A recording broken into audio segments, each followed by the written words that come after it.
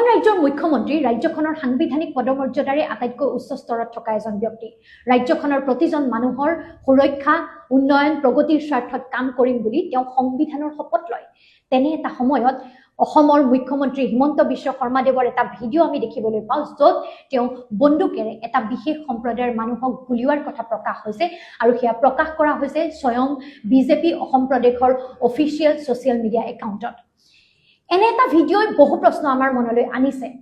তালিবান শাসনৰ দৰে ভৱিষ্যতে শিশুক, যুৱ প্ৰজন্মৰ হাতত বন্দুক তুলি কাৰোবাক গুলিয়াবলৈ উচতনি দিয়া হৈছে নেকি?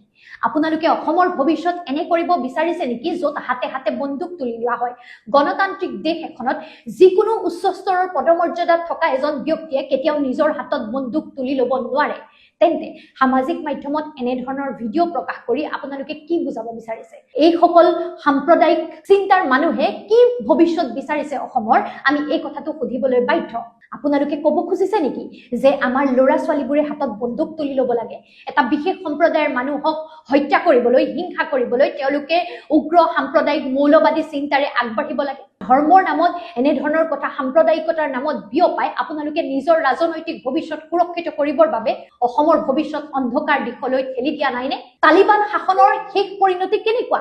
হাতে হাতে বন্দুক তুলি লোৱা, হাতে হাতে বন্দুক তুলি দিয়া বিভিন্ন ৰাষ্ট্ৰৰ শেষ অন্ত কেনেকুৱা? তাত কোন সুৰক্ষিত, কোন ভাল এটা ভৱিষ্যতৰ দিশে আগবাঢ়ি গৈছে, সেয়া সাক্ষী আমি সকলোৱে।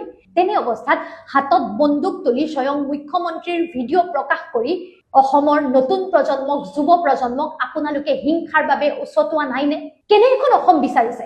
এনে এখন অসম য'ত যদি উত্তৰ প্ৰজন্মই বন্দুক তুলি লয়, আমি স্বাস্থ্যৰ কথা, সুৰক্ষাৰ কথা, শিক্ষাৰ কথা, উন্নয়নৰ কথা, প্ৰগতিৰ কথা, আমি আমাৰ স্বাৱলম্বিতাৰ কথাবোৰ পাতিব পাৰিমনে? এয়াই নেকি ৰাজনীতি? ৰাজনীতিৰ নামত, নিজৰ গাদী সুৰক্ষিত কৰাৰ নামত আপোনালোকে অসমক পুনৰ এক অন্ধকাৰ ভৱিষ্যতৰ দিশে ঠেলি দিবলৈ পৰিকল্পনা কৰিছে নেকি? এয়া আমাৰ বাবে অতি ভয়ংকৰ কথা। এখন ৰাজ্যৰ মুখ্যমন্ত্ৰী হিচাপে আমি আপোনাক অনুৰোধ কৰিছো, নিজৰ ৰাজনৈতিক গাদীখন সুৰক্ষিত কৰিবৰ বাবে, নিজৰ ৰাজনৈতিক ভৱিষ্যত সুৰক্ষিত কৰিবৰ বাবে অসমৰ ভৱিষ্যতটো অন্ধকাৰ নকৰিব। অসমৰ প্ৰজন্মৰ পাছত প্ৰজন্মক এইদৰে ঘৃণা বিদ্বেষেৰে উচতাই নিদিব, তেওঁলোকক হিংসাৰ বাবে প্ৰৰোচিত নকৰিব। আমি এনে এখন অসম বিচৰা নাই। আমি শান্তিৰ অসম এখন বিচাৰিছো, আমি সুৰক্ষিত অসম এখন বিচাৰিছো। সমান্তৰালভাৱে বিজেপি অসম প্ৰদেশলৈ মোৰ এইটো অনুৰোধ যে এনেধৰণৰ নিম্ন স্তৰৰ চিন্তাৰে প্ৰকাশ কৰা ভিডিঅ'ই আপোনালোকে অসমক কোন দিশে লৈ যোৱাৰ কথা প্ৰকাশ কৰিছে? এনেধৰণৰ কামবোৰ কৰি থাকিলে আপোনালোকে ৰাজনৈতিক গাদীখন সুৰক্ষিত কৰিব নে নকৰিব এয়া নাজানো, কিন্তু অসমৰ প্ৰত্যেকজন মানুহৰ ভৱিষ্যত আপোনালোকে ধ্বংসৰ দিশলৈ লৈ যাব। উত্তৰ প্ৰজন্মটো হিংসাৰে, হত্যাৰে প্ৰৰোচিত কৰি আপোনালোকে অসমক কেৱল এখন অশান্ত অসম কৰিব। গতিকে আপোনালোকলৈ অনুৰোধ থাকিল যে এনে কামবোৰ নকৰিব।